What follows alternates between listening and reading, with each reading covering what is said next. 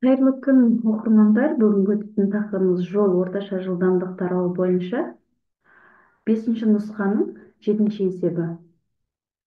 Мұнда жазып қояйық. Жол орташа жылдамдық.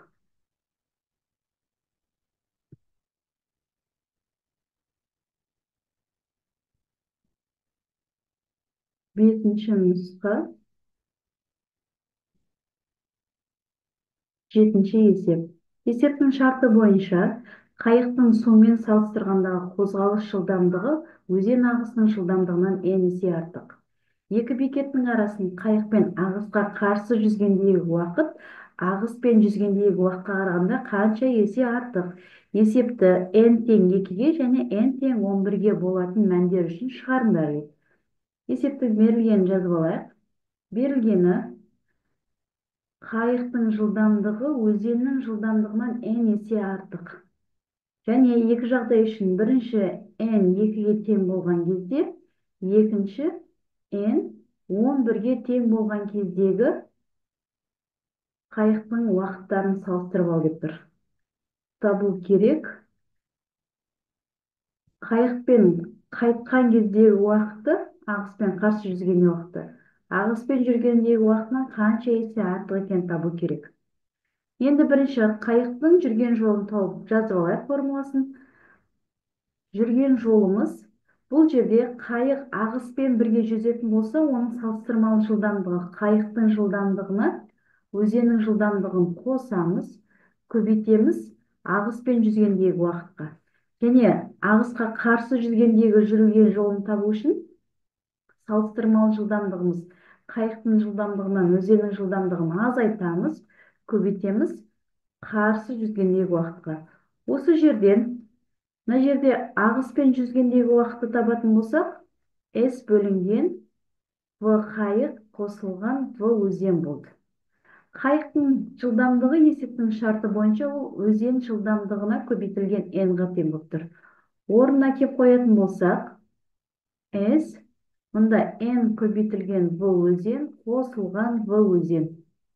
Өзеннің жылдамдығын жақшаның сыртына шығарып жіберсек, жақшаның ішінде n қосылған 1 қалды. Ал мұнда S.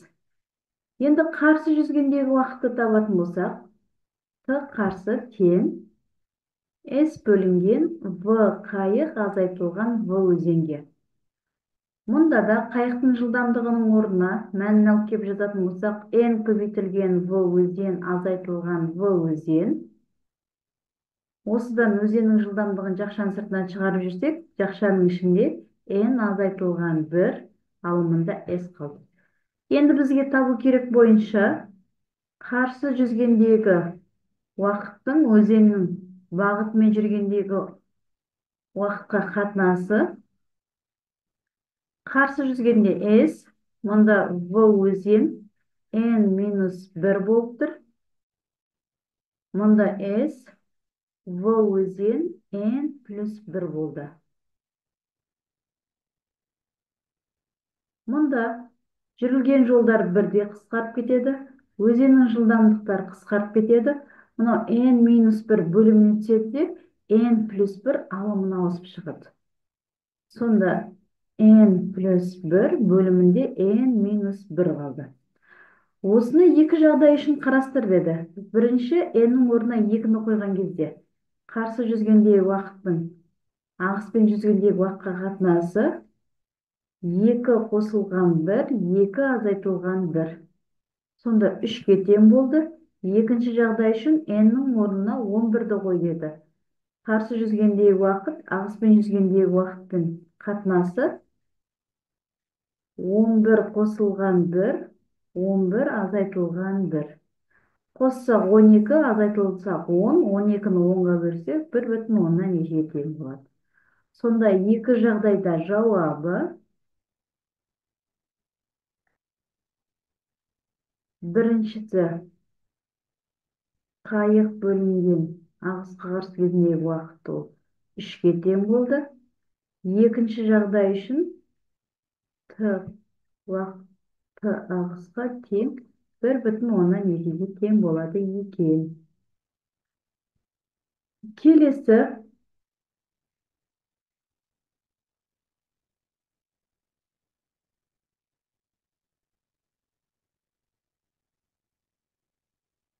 енді тағы да жол орташа жылдамдықтың алтыншы нұсқаның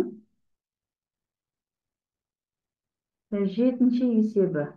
Есептің шарты бойынша моторлы қайық ара қашықтығы 100 километр болатын екі бекеттің арасын өзен ағысымен 4 сағатта, ағысқа қарсы 10 сағатта жүзіп өтеді. Моторлы қайықтың тынық судағы жылдамдығы мен су ағысының жылдамдығын табыңдар. Берілген жазып алайық. Екі бекеттің арасы 100 километр. Бірінші ағыспен бірге жүзгендегі уақыты ол 4 сағат болды.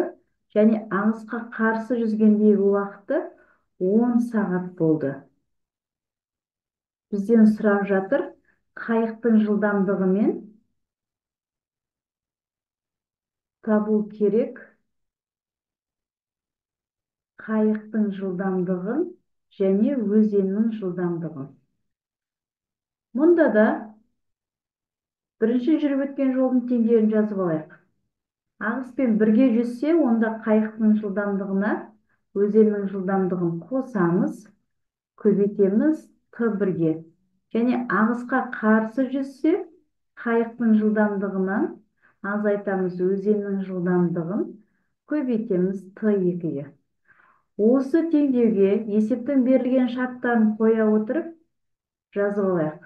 S дегеніміз 100 тең В қайық қосылған В өзен көбейтілген 4-ке.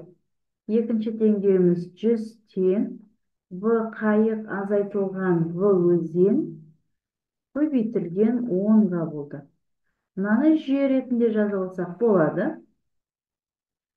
Ары қарай теңдеуді жақшаны ашып, қосу әдісін қолданайық жүйеде.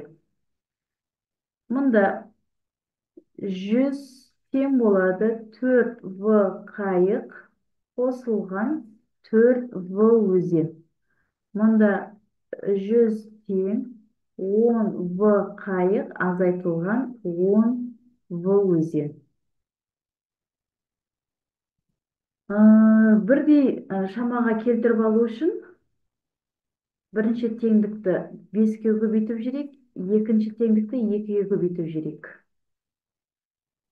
Сонда мұнда 500 тең 20В қайық қосылған 20В өзен болды.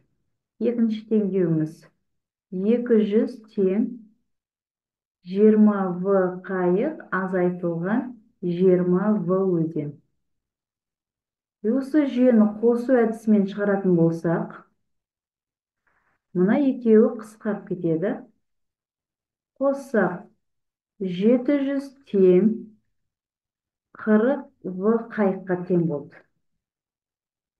Ары қарай осыдан В қайықты табатын болсақ,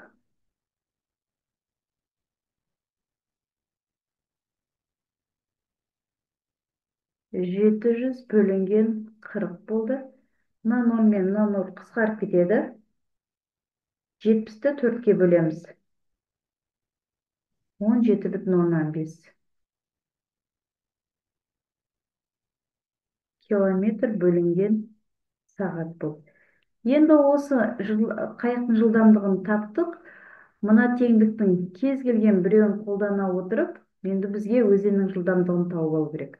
Бірінші теңдікті қарастыратын болсақ, 100 тең В қайық қосылған В өзен көбейтілген 4 теңдіктің екінші жағына бөлу болып өтеді. 25 тең В қайық қосылған В өзен. Осыдан В өзенді табатын болсақ, 25 азайтылған В қайық. Сонда В өзен тең 25-тен азайтамыз, қайықтың жылдамдығы 17,5 болды.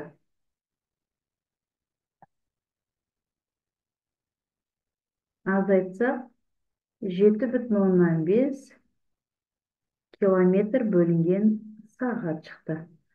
Сонда Жауабы: қайықтың жылдамдығы 17,5 километр бөлінген сағат, ал өзеннің жылдамдығы 7,5 километр бөлінген сағатқа тең екен.